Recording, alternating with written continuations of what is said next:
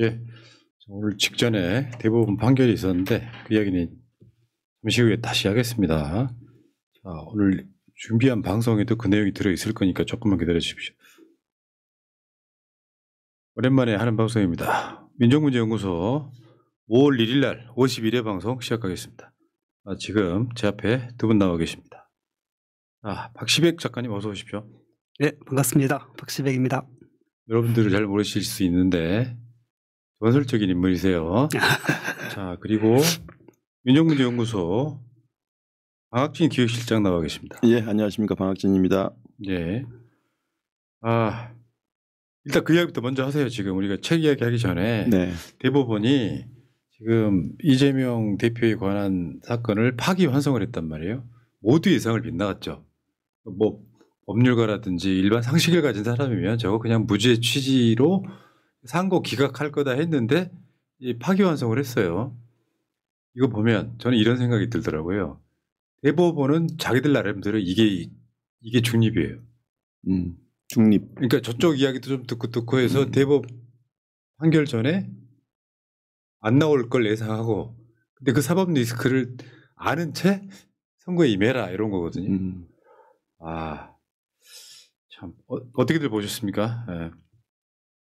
제가 지금 좀 전에 여기 스튜디오 오기 전에 그 대법원 근처에서 다른 행사, 그 국립중앙도서관에서 행사하다가 좀 왔거든요. 그래서 오면서 이제 핸드폰으로 보고 왔는데 참 어이가 없는데 다시 한번 그게 떠올랐는데 좀 최근에 그 헌재가 오랫동안 국민들한테 그 불면증에 시달리게 해가지고 욕먹다가 그나마 겨우 문영배 재판관 미담 기사가 조금씩 나오고 있거든요. 그 어린 김장하 다큐멘터리가 다시 넷플릭스 뭐 7, 8인가 되던데 조금 이렇게 좀 사법부에 대한 화가 조금 이제 조금씩 다운되고 있는데 다시 그래 사법부는 동정의 대상이 아니다. 사법부는 여전히 개혁의 영순이다라는 생각을 하고 이런 말을 했습니다. 1932년도에 미국의 법학자가 뭐라고 얘기했냐면 고대에는 주술사가 있었고 중세에는 성직자가 있었고 지금은 법률가가 있다. 이게 1930년대 미국의 법률가가 한 얘기예요. 그래 그 책 이름이 저주받으리라 법률가들이야. 그 중세 때 저 잘못 판결한 판사 가죽을 벗겼다면서요. 그렇죠. 맞습니다. 예. 그 판결 하나가 너의 그 혓바닥, 너의 그 판단 하나가 얼마나 크게 미치는지에 대해서 정말 조심해라라는 뜻이거든요. 그야말로 지금은 법률가들이 중세 추장 역할을 하고 있다라고 생각합니다. 고대 추장 역할을. 예. 예, 저도 이제 여기 오는 과정에서 그 뉴스를 접하고 내란 이후에 이런 게 우리 지금 한두 번이 아니잖아요.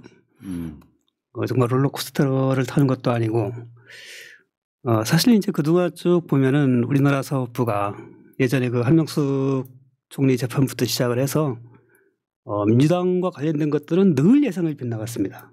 정말 이게 범죄가 되나 이게 입증이 되나라고 했던 것들이 결국은 대법까지 가가지고 위조 판결을 받는 모습들을 계속 보아왔는데 지금 이미 대선에 돌입한 이 국면에서 이와 같은 결정이 나올 줄은 진짜 몰랐고 이건 그야말로 선거 개입이죠. 네. 정말 충격적입니다. 제가 한마디 더 붙이면은 그 지금 이제 내란 때문에 사관학교 교육을 다시 해야 된다. 사관학교 생도들에게 역사 교육, 민주주의 교육 다시 해야 된다라고 얘기가 나오고 있고 지금은 자유대학 학생들 학교에 지금 침투해 있는 그 이대남 그거 학생들 때문에 대학 교육, 학교 교육, 민주시민 교육 다시 하자 이런 말들이 지금 되게 중요하게 합의되겠는데 저는 이제 법학 교육 정말 다시 봐야 된다. 왜냐하면 64년도에 인혁당 1차 사건 때 이거 도저히 기소감이 아니다. 이건 조작이다 해가지고요. 검사 4명이 사표습니다.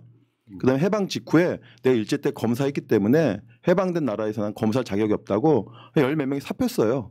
다 이 사람들이 뭐냐면은 일제강점기에 일제식 법학교육 받은 사람이에요. 심지어 그들조차도 그 정도의 양심은 있었는데 대한민국 정부에서 우리 세금으로 사법연수원 나와가지고 이 정도 수준밖에 안 되는 우리가 법률가들을 배출했나. 사법교육 로스쿨 순위가 중요한 게 아니라 그 내용적으로 들어가서 정말 인간 되는 교육을 정말 해야 됩니다. 네. 제가 바라는 중립은 대선 전에 판결하지 않고 멈춰두는 거거든요. 이 사람들이 생각하는 중립은 파기환송해서 대선 전까지 결론만 안 나게 해놓고 애매모호하게 만들어 놓는 거예요. 사실 상식적으로 보면 이게 대선 개입인 거죠. 또 비겁한 거죠. 네. 예. 아우 치사한데 네. 이게 보니까요. 이 이제 대선 전에 판결이 나오는 건 좀 불가능해졌고 파기환송해가지고 이걸로 이제 계속 흔들어대게끔 만들어주고 2심으로 다시 돌려보내면 그 판사는 원래 무죄 판결했던 판사잖아요. 뭐 재판부가 바뀔지 모르겠습니다만 그러면 거기서 유죄 취지로 50에서 80 정도 내주면 그냥 끝나는 게임이긴 한데 이재명이라고 하는 이 엄청난 사실 대통령이 예약된 사람에 대한 판결이기 때문에 파장이 훨씬 더 클 수 있다 이렇게 보는 거예요. 과거 노무현 대통령에 대해서 기득권들이 인정 못했지 않습니까? 난 저런 사람 대통령으로 인정 못한다. 지금 그런 기득권의 프레임이 반영되는 것 같아요. 저 오해피님 잠깐만요. 제가 희망 회로를 돌린다 그러시는데 여러분 제가 판결했어요. 뭔 말이냐면 이거는 기본적으로 상고 기각될 거야 무죄가 될 거야 라고 이야기를 하면 내 말이 틀렸다고 나를 공격하시는 분들은 잘못된 거 아닙니까? 저만 이렇게 예상을 합니까? 상식적인 생각하는 사람 똑같이 예상을 하면 그렇게 주장하는 것이 저는 대비라고 생각을 하거든요. 예를 들면 대법원이 유죄를 낼 수도 있어라고 해봐야 우리가 할 수 있는 일은 없다는 거예요. 그렇죠. 네. 이런 식으로 동지의 언어를 쓰지 마세요. 아니 왜 맞는 판결을 그렇게 주장을 하는 것이 결론이 틀렸다고 했을 때 공격이 대상이 됩니까? 실제로요. 예를 들어서 지금 제가 말씀드린 것처럼 2심 판사가 50에서 한 80만 원 판결을 할 거다라고 예상을 해. 그게 또 어떻게 보면 상식적인 거잖아요. 네. 이 흐름에서 보면 그게 맞다고 생각을 하거든요.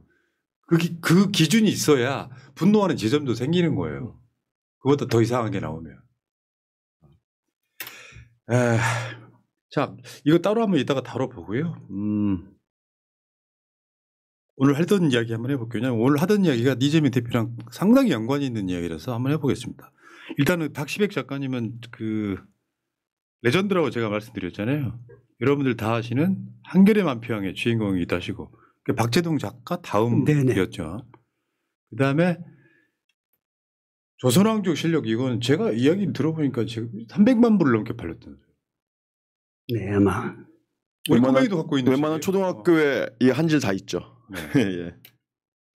그리고 저번 한 2021년인가 나오셨을 때 이 책 친일파열전 이 책도 그때 민족문제연구소에서 이거 안 다룰 수 없죠. 네, 같이 다뤘고 그때도 많이 호응이 있었습니다. 네. 그때 나오셨을 때 이 책 때문에 나오셨던 그렇습니다. 거예요. 네. 2021년 8월 12일. 어쨌건 박시백 작가가 이재명 후보에 관한 책을 또 멋진 게 나왔기 때문에 소개 좀 해드리고요. 그다음에 이제 박진 실장께서 오랜만에 나오셨으니까 이지아 씨가 그 조부 친일 논란 관련해 가지고 민족문제연구소에 왔었다면서요. 네. 이지아 씨는 본명은 김지아거든요. 김지아. 네. 이지아 할아버지가 김순흥인데 일제강점기에 친일 단체의 핵심으로 활동했어요. 근데 그런 것들을 우리가 그 김순흥의 손녀가 이지아인지 알 수가 없는 거죠. 저희야 연좌제를 하지도 않고 또 그런 데이터도 없기 때문에. 근데 이제 자꾸 이지아 씨 친일 논란이 있었어요. 근데 저희들 안타깝죠. 이지아가 별로 발언한 것도 없는데. 그래서 한번 그 연도가 제가 기억이 나는데 2017년 12월인가 겨울에 한번 찾아왔어요. 개인적으로 이지아 씨 연구소에 조용히. 그래서 정말 궁금하다. 사실 자기 할아버지에 대해서 아는 손자가 몇 명이나 있겠어. 저도 저희 할아버지 잘 모르거든요. 예.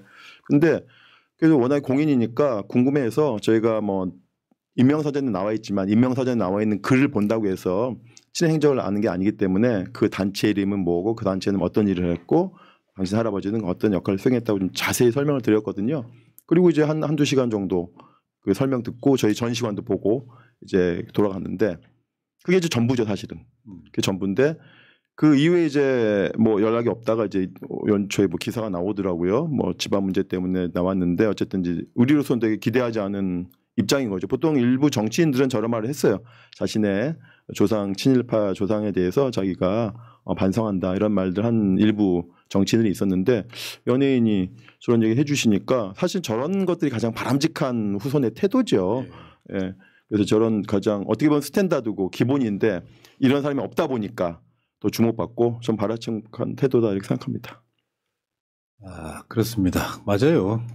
아니 내가 잘못하는 것도요. 역사에 석고되지 하면은 어느 시점에 가면 용서해 주잖아요. 그렇습니다. 네. 저건 본인 입장에서 사실 내가 갖고 있는 사회적 지위들이 친일파 조상에 의해서 만들어진 경우가 꽤 있어서 사실 지금의 국민의힘이 그런 부류들 꽤 아니에요. 친일파가 아니었다 치더라도 네네. 우리가 해방 이후에 가졌던 부나 권력은 상당수 일제 강점기로부터 얻어온 것들이니까. 자, 그러면 오늘 우리 박시백 작가님, 레전드 박시백 작가님이 나는 이거 잠깐 이렇게 인터넷 검색으로 맛만 봤거든요. 네네. 이 책인데 이재명의 길, 소년공에서 대선 후보까지 그들의 악마, 이재명이 걸어온 길, 그들의 악마. 근데 자 일단 여쭤보겠습니다. 이 책을 내게 됐어요. 그러니까 저는 조선왕조실록이나 고려사나 그 친일파들 이야기 이런 건 봤지만 정치인에 대해서 쓰긴 쉽지 않거든요. 네. 그러니까 원래도 고려사를 끝내고 나가지고 현대사 쪽으로 좀 해볼까 생각을 해서 준비를 하던 차였는데 그 출판사 측에서 제안이 왔어요. 사실 저는 지난 대선을 거치면서 굉장히 좀 뭐랄까 미안하고 또 스스로 부끄러웠던 게 뭐냐면 당시에 이제 커뮤니티 같은 데서 보면 이재명을 지지했던 사람들은 정말 이재명 지지를 위해서 헤어진 전 남친한테 연락을 했더라든가 이런 식의 정말 열과성을 다하는 모습들을 보였잖아요. 예. 근데 저는 저 한 표를 행사한 거 외에는 뭐 한 게 없다라는 자책감 때문에 다음에는 진짜 이재명에 대한 이런 여러 가지 마타도어들에 대해서 바로 밝히는 만화를 그릴까 이런 생각을 내심 하고 있었던 차에 이제 출판사에서 제안을 하면서 시작을 하게 됐습니다. 그러니까 지금 이게 2022년에 대선을 패배를 합니다. 네네네. 0.73%로. 그러니까요. 그리고 나서 제가 생각했을 때 작가님 이걸 그리시려고 하면 5년을 기다리시면서 5년 동안 준비하시는 거잖아요. 네. 근데 갑자기 내란이 일어난 거죠. 그럼 그 시간 안에 원래 작가들이 약간 데드라인에 약간 막 닥쳐서 더 열심히 하는 성향이 있거든요. 사실 맞죠. 처음부터 준비하기가 좀 어려워 현실적으로. 닥쳤을 때. 그렇죠. 저도 이제 준비를 작년 한 말쯤부터 시작을 하면서 원래는 뭐 다음 대선에 가까워서 이제 책을 내야겠다 생각을 했으니까 시간적 여유가 굉장히 많은 상황이었던 거죠. 네. 그런데 이제 12.3 내란을 만나게 되고 그다음에 이제 여의도에서 탄핵이 의결되는 걸 보게 되니까 도저히 이제 낼 시간적인 어떤 여유가 없다라고 생각이 됐어요. 대선이 이제 조기 대선이 머지않아 치러질 테고 그때까지 책을 내는 거는 현실적으로 불가능하다 생각해서 포기를 했었는데 동네마다 막 이재명은 안 된다. 그래도 이재명은 안 된다. 이런 플래카드 같은 게 나붙는 걸 보면서 저쪽은 정말 도저히 반성이라는 걸 모르는구나 싶었고 그렇다면 내가 책을 내지 못한다 하더라도 최소한 이제 우리에게 알려져 있는 이재명 하면 따라붙는 전과 사범이니 형수 욕설이니 이런 거에 대한 정도까지만이라도 그려서 오마이뉴스가 됐건 어떤 그 인터넷 신문 같은 걸 통해서 연재라도 해야지 이렇게 생각을 해서 시작을 했습니다. 근데 예상했던 것보다 그 탄핵 일정이 좀 늦춰지면서 이렇게 책으로 나오게 됐습니다. 네. 야, 여러분 있잖아요. 저 한번 비춰줘봐요. 이 책이 박시백 작가가 그린 책이에요. 쉽게 표현하면 만화죠, 만화. 만화로 보는 이재명 일대기 가까운데 그렇죠. 이거 보면은 그냥 만화로 그린 위인전 같은 느낌.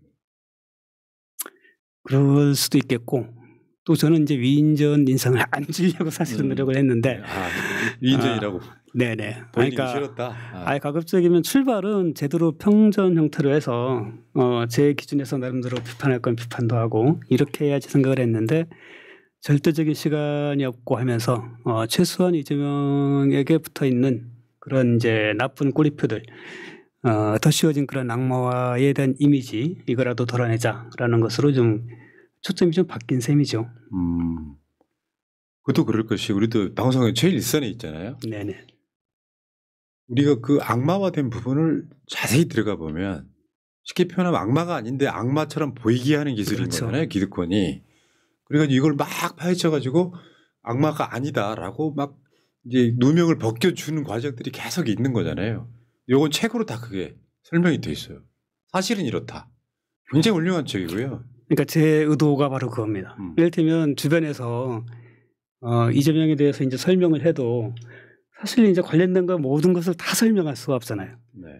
그리고 이제 설명을 통해서 납득시키기도 참 어렵고 해서 그런 분들한테 차라리 책을 한 권 건네주면 혹시라도 도움이 되지 않을까 뭐 이런 생각에서 그랬다고 볼 수 있겠습니다.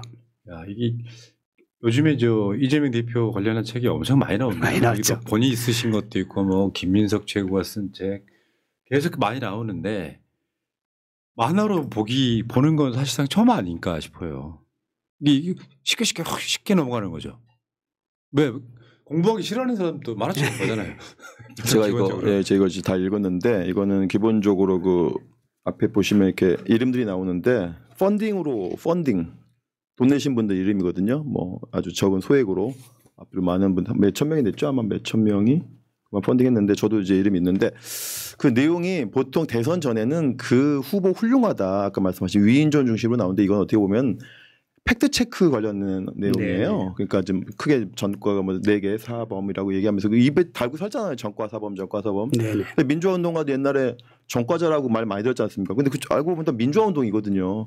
그건 다 없앤 채 그냥 전과자라는 것만 프레임을 가지고 있는데 그 프레임을 어떻게 보면 좀 가장 빠르게 가장 효과적으로 그 프레임을 좀 벗어주려고 하는 노력들이 보여서 단순한 위인전이라기보다 정말 우리가 얼마나 잘못 알려져 있는지에 대한 그런 것이고 그것을 또 글이라든지 이런 것보다 만나기 때문에 두껍지도 않기 때문에 제가 한 2시간 안쪽으로 충분히 읽을 수 있다 생각이 듭니다. 네.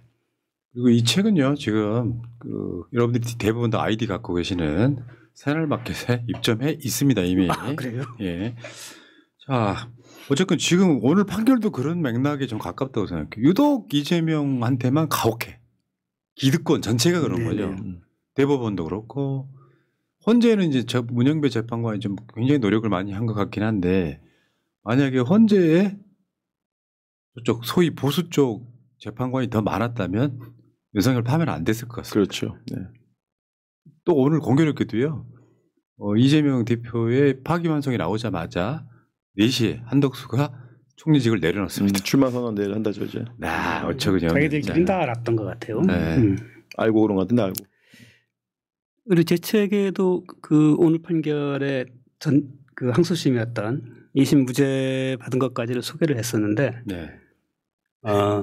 증보판 내시면 되겠네. 아니 그러니까 정말 답답한 게 그 책에서도 얘기를 했지만 사실 이런 식으로 접근하면 대한민국 정치인들 중에서 온전한 사람이 있겠습니까? 예.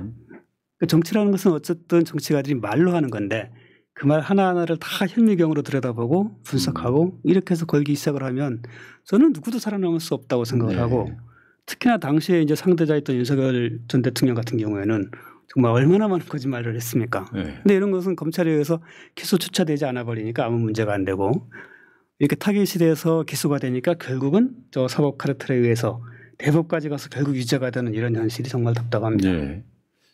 책 소개에 이런 게 있어요. 프레임을 만든 사람들은 당연히 이재명이 자신들의 이해에 위협이 된다고 생각할 사람들일 것이고 되게 우리 사회의 기득권 아니겠는가. 이 책이 이재명에 대해 궁금한 이들에게 악마와 프레임 너머의 진실을 알리는데 도움이 됐으면 좋겠다. 대한민국 기득권이 가장 미워하는 정치인 그리고 가장 적극적으로 저항하는 정치인. 사실 역사는 작용과 반작용의 원리로 이루어져 있잖아요. 대부분이 저런 식으로 해서 우리는 이재명 싫어 라고 하면 국민들이 더 적극적으로 투표장 나오면 되는 거거든요. 이제 그런 방식으로 저는 그들이 오히려 우리한테 땔감을 주고 있다. 이렇게 생각하면 되는 거죠.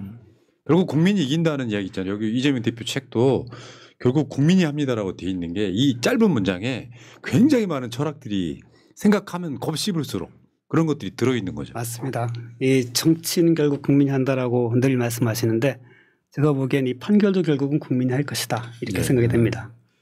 댓글창에요. 이분이 딱 맞는 말씀하셨어요. 조태수님. 조의대는 없는 일을 만들었네. 할 필요 없는 일을 한 거예요. 사실은. 자, 근데 이 책이 중간에 접을 뻔하셨다는 이야기도 있어요. 예. 그게 잠깐 말씀드렸는데 그러니까 그 탄핵을 만나게 되니까 이거를 이제 제 기간 내에 할 수 없겠다라고 생각이 들어서 그래서 아까 말씀드렸던 것처럼 좀 그러면은 그냥 앞부분이라도 좀 그려서 연재를 해야지라고 했던 것이 결국은 이제 탄핵이 좀 늦어지면서 책으로 나오게 됐습니다. 그러니까 윤석열이 내란 일으킨 장면도 있더라고요. 네. 비상계엄을 선포합니다.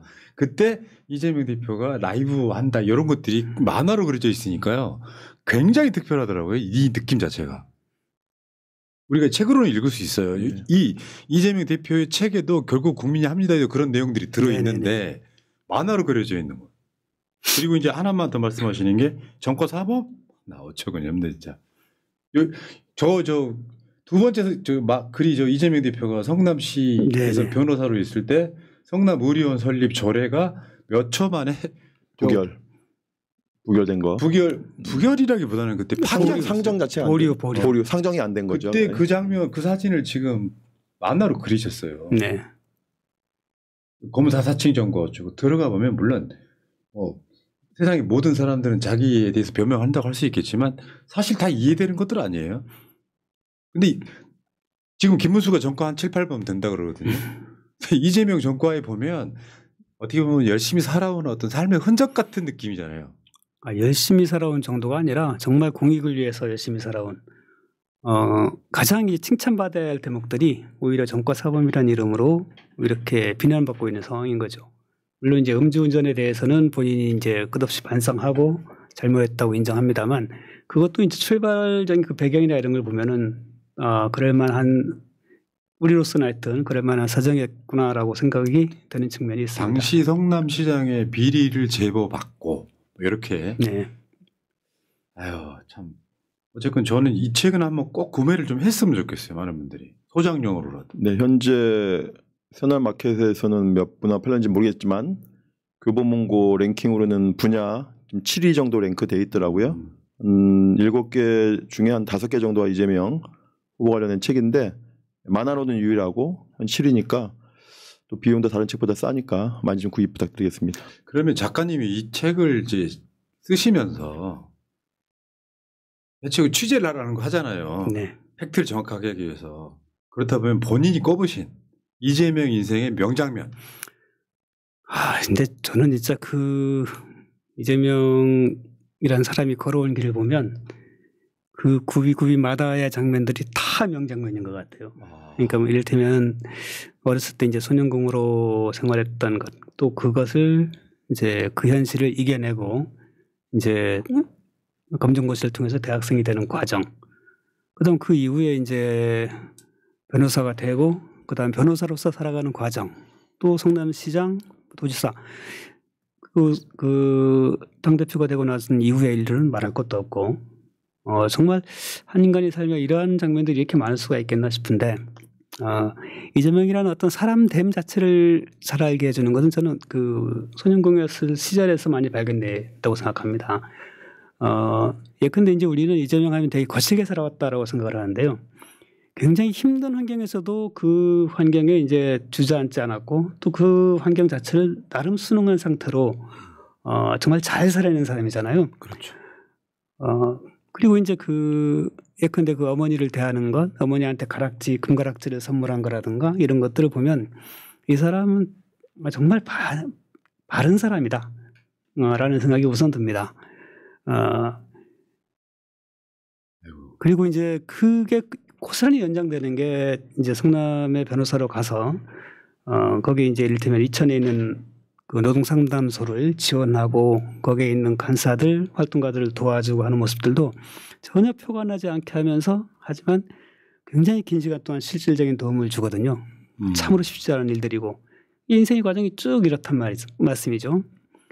그런 것을 볼 때 정말 어느 장면을 꼽을 수가 없을 정도로 살아온 삶 자체가 굉장히 경이롭고 본받을 만한 그런 장면들로 가득해 있다 이렇게 봅니다. 저는 이 책 읽으면서 어떤 느낌이 들었냐면 어떤 모습은 전태일 모습도 보이고 어떤 모습은 인권 변호사나 노동 변호사 했던 노무현 대통령 모습도 보이거든요. 네. 어떻게 보면 좋은 장점들을 많이 우리가 결합해서 계속 발전하고 있는 어떤 정치인의 모습을 보여줘야 될 텐데 이건 민주당 물론이고 옛날 과거 민주당 기득권들은 물론이고 언론도 말할 것도 없고 너무나 이제 듣보잡인 양 마치 그냥 길 가다가 금덩이 하나 주운 것인 양 아무런 본인의 어떤 능력도 없는데 그렇게 폄하가 돼 있거든요. 근데 사실 폄하가 지금 이 순간도 돼 있는 거죠 사실은요. 지금 이 순간에 그렇죠. 또 지금 압도적인 지금 광장의 에너지를 통해 가지고 차기 대통령 후보로 가장 유력한 후보를 야, 이렇게까지 기득권이 마지막 날까지 반대하는가 싶은데 제가 볼 때는 이제부터 시작일 것 같다. 이 기득권이 5년 내내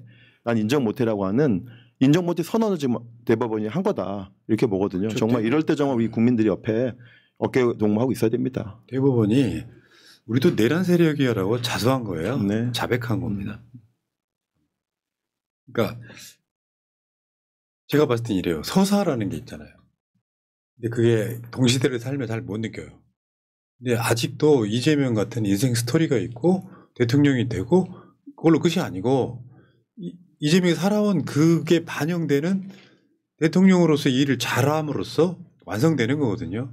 그러니까 과거에 해온 일을 통해서 앞으로 5년 얼마나 잘할 것인가가 예상되는 사람인데 그러니까 쉽게 말하면 개천에 있는 용 한 마리를 못 올라오게 하기 위해서 정말 수도 없이 많은 악마를 해갖고 뭐 형수한테 욕설을 했다는 등 무슨 뭐 여배우랑 뭘 사귀었다는 등 뭐 말도 안 되는 것들 저는 항상 이렇게 표현하거든요. 이재명이 100% 완벽하다는 뜻이 아니다. 네. 우리 현존하는 정치인 중에 가장 낫다는 소리다. 사실 이렇게 표현하는 게 맞잖아요. 제가 그 이 책 읽으면서 사실 저도 이제 직접 들은 이야기가 있거든요. 제가 사실 민족문제연구소 하여튼 오랫동안 있었는데 25년 전에 이재명 변호사로서 만났어요. 제가 성남에서. 그때 회원가입을 제가 낮술 먹으면서 회원가입 하셨는데 그 당시에. 민문현 회원가입 하신 올해가 만 25년인데 그때 지나고 보니까 이 책을 읽으니까 그때 들은 이야기가 상기가 되더라고요. 어떤 내용이냐면 사법연수원 이야기인데 뭐 사법연수원 들어간 건 다 아시니까 사법연수원 들어가면요 여러분 그 사법연수생들이 자발적으로 동아리를 만든답니다. 서클을. 어떤 동아리가 가장 인기 있냐. 첫 번째가 민사법연구회가 가장 인기가 있고 그다음에 형사법연구회가 인기가 됩니다. 왜냐하면 거기서 나오면 이제 뭐 민사재판하면 돈 많이 벌고 하니까요. 그리고 이 성적이 또 좋았잖아요. 그러니까 충분히 이제 연수원 졸업하면은 검파사 갈 수 있는 점수가 됐는데 본인이 만든 서클이 노동법연구회라는 거예요. 제가 그걸 직접 들었거든요. 근데 간판 걸어놓으니까 뭐 7명인가 자기 포함해서 들어왔다든가 그거는 돈 안 벌겠다는 선언을 한 거거든요. 보통 가난한 집 자식들은 저도 사실은 대학을 법학과 간 이유는 이 가난한 집에 태어났으니까 너 하나라도 출세해가지고 좀 잘 살아보자라고 하는 그런 개인적 욕망이 있는데 그런 개인적 욕망이 가장 강력하게 투영될 수 있음에도 불구하고 스스로가 민사법 연구에 들어가지 않고 형사법 연구에 들어가지도 않고 검판사 하지도 않고 노동법 연구회를 사법연수원 시절부터 만들었다. 이 지점은 어떻게 보면 되게 부각이 돼야 된다. 라고 한 지점인데 노무현 대통령도 사실은 이런 소리가 없는데 이런 것들은 전혀 가려져 있고 어떻게 보면 당 대통령 후보를 좀 두 번째지만 지난 대선 후보 나왔을 때도 당에서 이런 얘기를 부각을 전혀 안 했거든요. 그러니까 오직 답답하니까 이제 박 작가님 이렇게 마누라까지 내지 않았나 싶습니다. 정말 국민들이 정말 그런 미담들을 지금 있는 미담들을 드러내줘야 된다 이런 생각입니다. 저는 그 대선 패배했을 때 이유 중에 하나가 늘 해왔던 얘기 중에 하나예요. 대선을 줄리 논란으로 가면 안 돼요. 그것만 갖고 지지고 볼까요? 그러면 윤석열 지지층은 더 뭉쳐요. 이재명의 장점을 부각시키는 선거. 미담을 계속 행정력이라든지 살아있는 미담. 그 욕설은 이렇게 된 거야. 모르는 상태에서 무슨 페류나처럼. 사실 오늘 판결까지도 사실은 그 시각의 연속선상에 있다고 보는 게 이재명 후보에 관련된 이런 판결은 이렇게 빨리 나온 적도 없고 여러 걸로 처음에 1심에서 징역 실형 나왔었잖아요. 그렇죠. 그러니까 미친 사법부다라고 보는데 2심이 제대로 판결을 해줬지만 윤석열이 임명한 대법관들이 많았습니다. 그 현실은 어쩔 수 없는 것이고 근데 법이라는 게 그런 거 아니에요?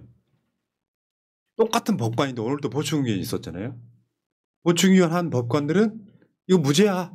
왜 표현이자 이렇게 억압해? 그리고 어떤 경우 백현동 같은 경우는 국회에서 국정감사했던 거잖아요. 그 상황에 이거를 일반 뭐 대통령 선거용 토론인 것처럼 시환시켜 버리는 거. 그러니까 같은 법인데 법관에 따라서 판단이 다르다고 하는 것은 내가 어떤 생각을 갖고 있느냐가 결정적으로 좌우한다는 거잖아요. 그럼 한 10명 정도의 대법관들은 그냥 이재명이 싫은 거예요. 그렇죠. 싫은 거죠. 그냥 싫은 거죠. 네.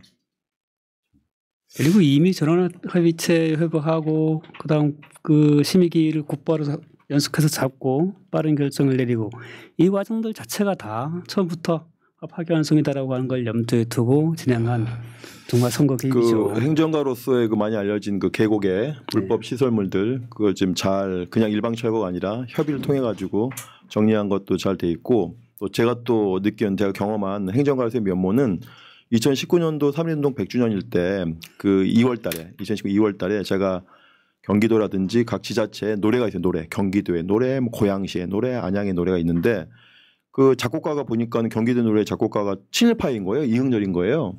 그래서 제가 조용히 비서실 통해 가지고 이응렬이 작곡했는데 연구선 이거 공개할 거다. 어떻게 할 건지 했더니 바로 후속 조치가 뭐였냐면 경기도의 노래 금지시키고 거기서 끝나는 게 아니라 새롭게 도민들을 대상으로 새로운 경기도의 노래를 공모하는 거예요.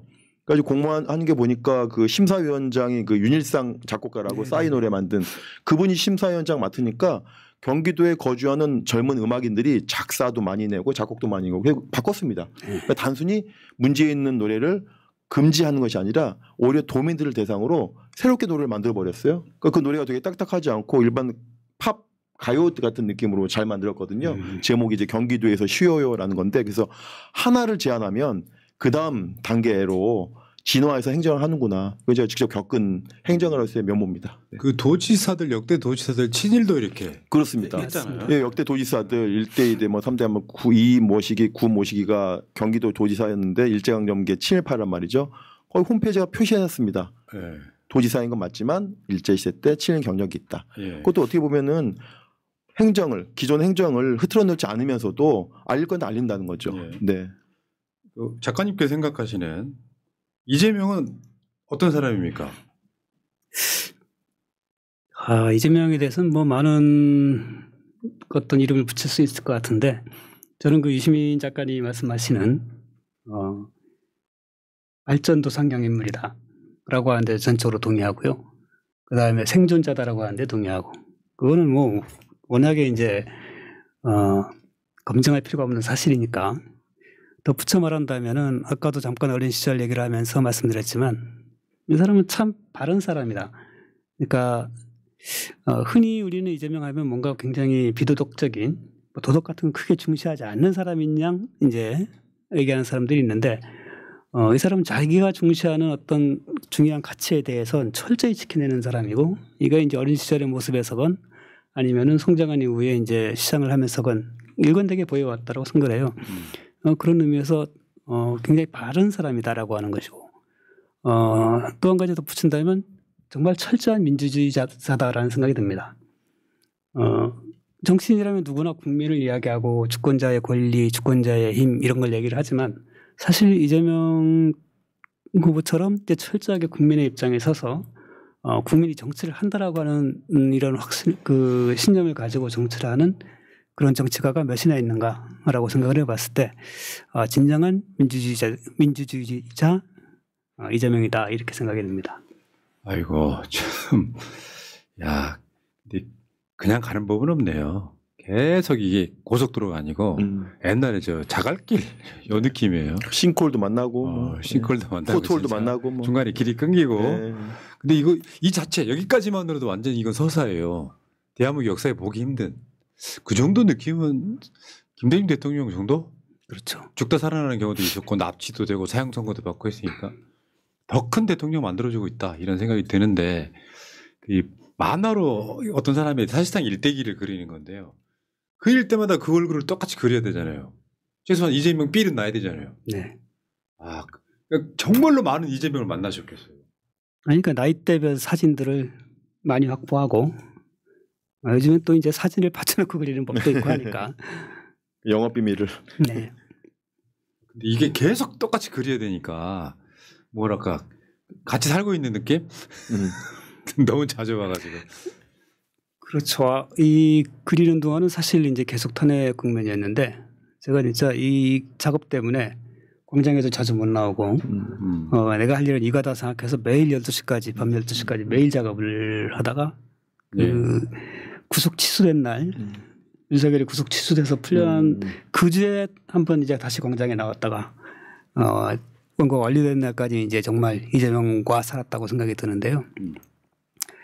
의외로 제가 예전에 이제 시사 만화를 해서 캐리커처는 좀 되는데 이재명 후보의 얼굴이 잘 안 되는 거예요, 저는 사실. 그래서 사진을 참 많이 활용을 했고 그 점은 좀 부끄럽습니다. 아니 근데 그렇게 해가지고 한 장 한 장 그린다는 게 소위 말하면 한 땀 한 땀 그리는 거잖아요. 네. 그 애정이 남다르실 것 같고. 자 여러분 지금 이 책은 가장 빠르게 사시는 방법은 새날마켓 나이 있는 분들 많잖아요. 몇만 명 되시잖아요. 여기 들어가시 사셔도 되고 꼭 굳이 새날마켓 안 사셔도 돼요. 교본 본 것 같은데 순위를 좀 올려주시면 더 많은 판매가 될 것 같고요. 글로 쓰인 책이 아닙니다, 여러분. 만화로 된 책이에요. 굉장히 희귀템이다 이렇게 보시면 될 것 같고. 그 소날마켓에서 네. 주문하신 분들 뭐 선착순 100명 해가지고 직접 저자 사인해서 발송할 수 없습니까? 네. 그렇게 안 됩니까? 아이고 그렇게 공을 들이실 것까지야. 뭐 여기 책이 네. 그렇게 있어요 지금? 자 여러분, 자 이 박시백 작가와 박진 실장이 함께한 민족문제연구소 5월 1일 날 50일의 방송 마치기 전에 작가님께 마지막 짧은 말씀 한번 듣겠습니다. 네, 이건 뭐 이 방송을 보시는 분들이나 모든 분들이 다 마찬가지지만 진짜 12.3 내란 이후로 지금까지 정말 순탄하게 오는 게 정말 하나도 없는 것 같아요. 끊임없이 이제 덜컹거리고 곡절을 거치면서 여기까지 왔는데 뭐 그래도 6월 3일 날에는 무난히 이제 좋은 결과로서 함께할 수 있지 않겠나라고 생각을 합니다. 그때까지 다들 힘내고. 그러니까요. 네, 뭐 이기겠죠. 대통령 만들어 놓고 뵙죠. 네. 네, 좀 저도 이제 마무리 말씀드리면서 이재명 경기도지사 시절에 본인이 페이스북에 쓴 글이 있습니다. 이재명 도지사 페이스북 언제 썼냐면 8월 29일 날 페이스북에 뭐라고 썼냐면 이날은 일제가 조선을 침략한 날이다. 국칠이다. 오히려 8월 15일 광복절보다 국칠을 더 기억해내라고 본인이 페이스북 썼거든요. 오늘이 여러분 법치일입니다. 법이 부끄러운 날입니다. 이 날을 기억하면서 우리가 좋은 후보, 좋은 대통령 같이 만듭시다. 예, 자 고생하셨고요. 다음에 또 뵙겠습니다. 고맙습니다. 네, 고맙습니다. 고맙습니다.